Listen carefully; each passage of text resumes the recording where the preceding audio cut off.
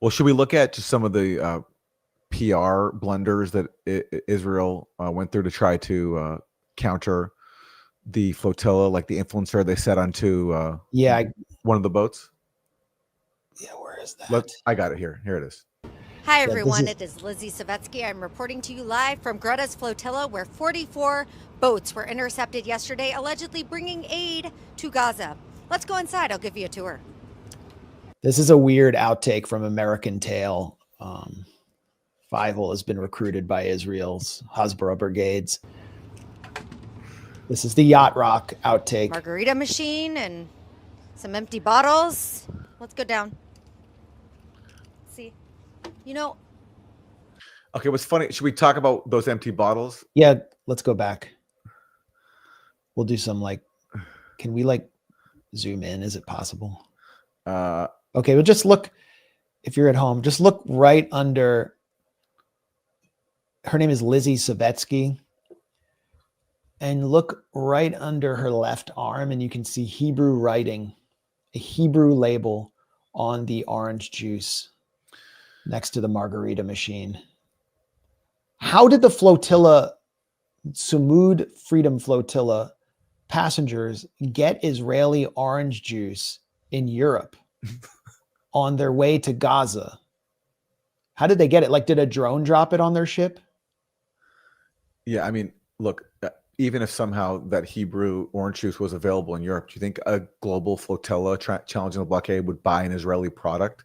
It's just they're so lazy with their propaganda that they're so entitled that they think they can just plant a Israeli product on a boat and think that they can get away with it, because they have so much contempt for their audience too.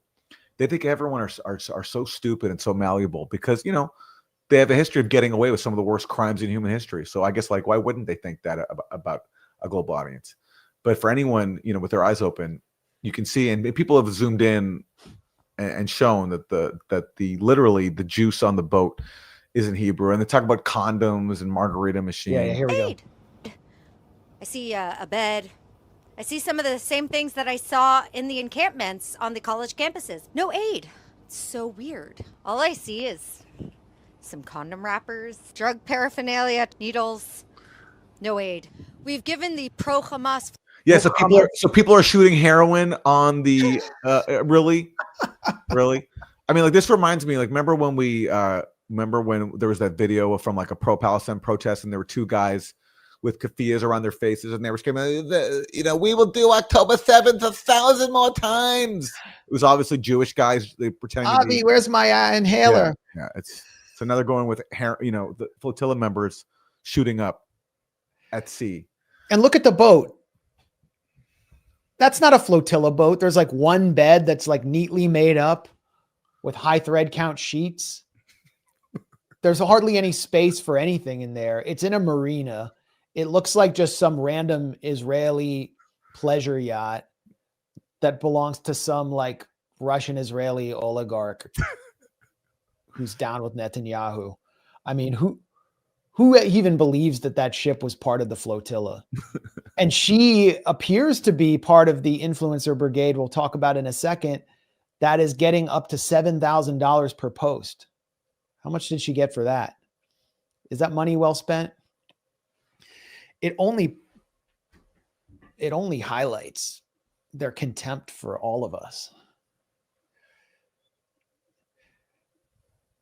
Yeah, well, for those who missed it, this is from Responsible Statecraft. Nick, wait, can we just pull back from this post really quick, because there's another one I want to highlight. Yeah. Okay, because I want to explain how they kind of got there. Okay. Or just provide some context on this. This is going around the 7,000. All right, wait, let's just start from the top. Is Benjamin Netanyahu, while outside the UN, announced an 8th front to his 7-front war, which is a regional war. It's now moved to the United States in a meeting with influencers who are ostensibly paid by Netanyahu's foreign ministry, which has announced a $150 million budget for propaganda, or Hasbara, this year. Netanyahu said the 8th front is the American front. We're going to buy TikTok. We're going to try to take over Twitter X. And we're going to make sure that we take on what he called the woke Reich, referring to Candace Owens and Tucker Carlson, their top two targets. And so in the wake of that statement by Netanyahu, an Esther project was rolled out.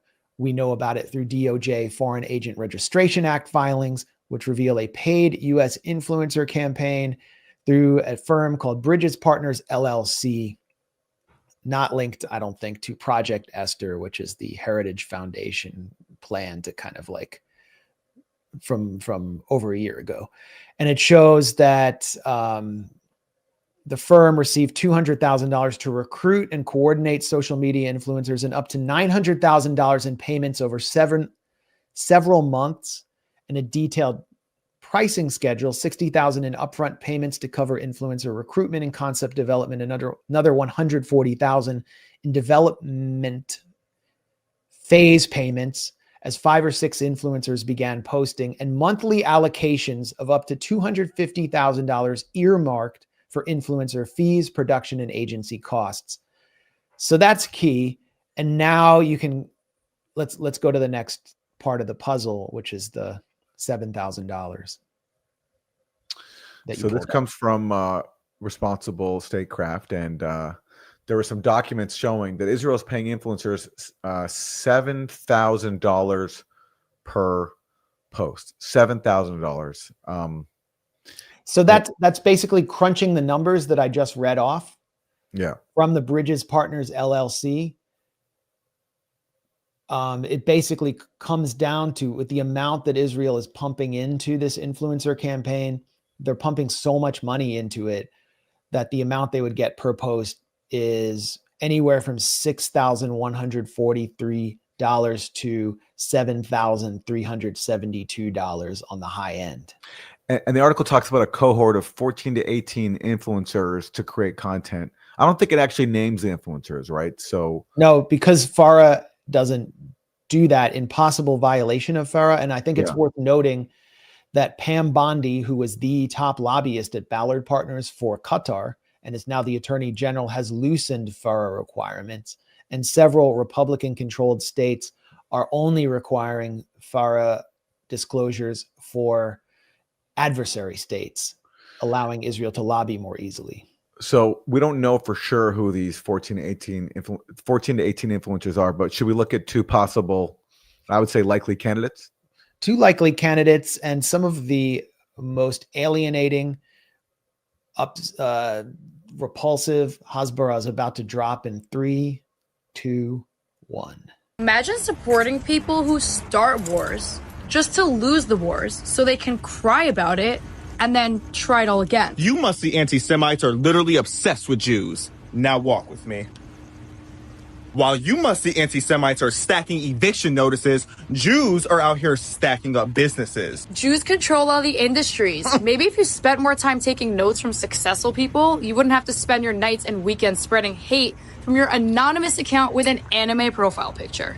Do you work as hard as Jews? Do you network like Jews? No, because you're too busy cheering on a group of musty terrorists who smell like dirty earring backs. And if we're gonna keep it real, you're really mad because your income is giving side hustle. Period. How you gonna hate from outside, Shabbat? You can't even get in.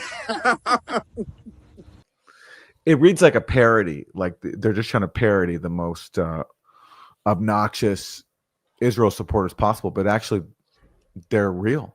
These are real people. They're real people thinking they're doing Israel's bidding. And this is the kind of content that is now going to be especially promoted on TikTok now that it's essentially owned by pro-Israel oligarchs under a forced sale by Donald Trump. That's Xavier de Rousseau, who I got to know because he was one of the figures at the Secret Hamptons Influencer Summit when I got a list of names of all the influencers. He came up and I called him and he hung up on me, then said that he was in a post about me calling him, that he hung up because of stranger danger and that he was wine drunk. And then he subsequently reached out to me and said, this whole thing is so ghetto. Let's just clear this up. And I said, all right, let's have a phone call. And I wanted to, have a conversation with him, but he refused a phone call. and said I can text questions to him. He never responded to any questions, journalistic questions I submitted, but he said that he had 3 weddings to go to and was in Italy, and that's why he couldn't talk to me on the phone. And that he was on a boat on the way to a wedding when I initially called. So how are you affording that? And go to his Instagram page. Every topic at the top of his page almost every topic relates to Zionism. He's also supposed to be a conservative influencer. Like, is that really conservative? Did that post have a conservative vibe? And then he's next to Emily Austin, who is known through the world of sports journalism. And she's represented by Casey Wasserman, who, by the way, is one of the top pro-Israel fundraisers for the Democrats. And Joe Biden hosted a Haim Saban fundraiser for Biden at his home in 2020, early 2024, I believe. And she's now being put out there as a conservative, anti-woke influencer. And she denied getting the $7,000 per post in a very oblique way to me on Twitter. It's pretty obvious what's going on here. And the propaganda is horrible. I mean, that right there, they're taunting people for paying taxes against their will to Israel, saying you're giving them side hustle and you can't even get into Shabbat. The only attitude that post is going to produce is anti-Semitism. Yeah. And by design. Yeah. That's what Israel's paying for. I mean, I don't know who they think they're winning over there. Yeah. Sometimes, I mean, that makes sense. And this speaks to, Israel supporters in general. They're so grating. They're so annoying that you wonder if it is by design to actually foment anti-Semitism to help, as you long argued, justify Israel's existence as a Jewish supremacist state. Because it is such, people are just generally so annoyed by these people because they're so insufferable. And they put that out there on screen so shamelessly. So here's another thing, exactly. And here's another thing that I think is worth flagging, that Israel, when I say Israel, I mean like the Israeli government, this is all registered through the Department of Justice foreign agent registration forms. You can see the contract. I think it's one of the most shocking contracts I've ever seen for a foreign agent influence campaign. And it's that Israel, this is not, this is information liberation.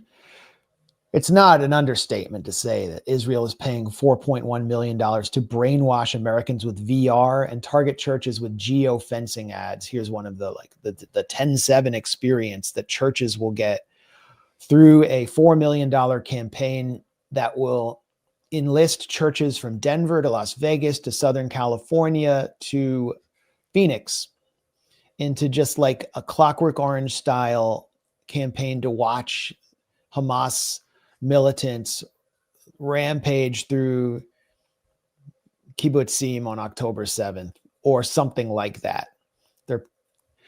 The millions are being paid to conservative activist Chad Schnitzker's new firm, Show Faith by Works. It expects to receive $3.25 million over 5 months through Havas Media.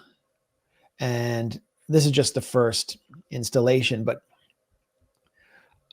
if you look at the contract, geofencing means that anyone who enters the perimeter of any church that agrees to this program, that signs up to it, your phones will become targeted with ads for tourism to Israel, Israel propaganda, 10/7 propaganda, and then your phone will be tracked continuously after you leave that perimeter.